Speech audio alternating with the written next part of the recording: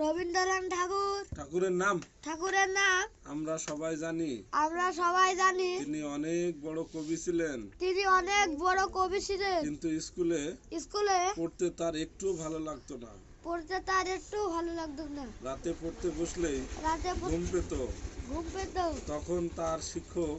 বকা দিতেন রবীন্দ্রনাথ ছেলেবেলায় খুব মজার গল্প ছিল তিনি কিন্তু শিখতেন তার ওস্তাদের নাম ছিল কানা পালোয়ান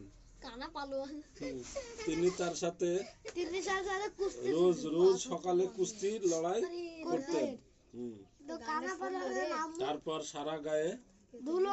ধুলো কাদা মেখে বাড়ি ফিরতেন এটাই দেখে তার মা খুব ভয় পেতেন তিনি ভাবতেন তার ছেলেও গায়ের রং কালো হয়ে গেছে তাই তিনি ছুটির দিনে তার গা ঘষে পরিষ্কার করে দিতেন।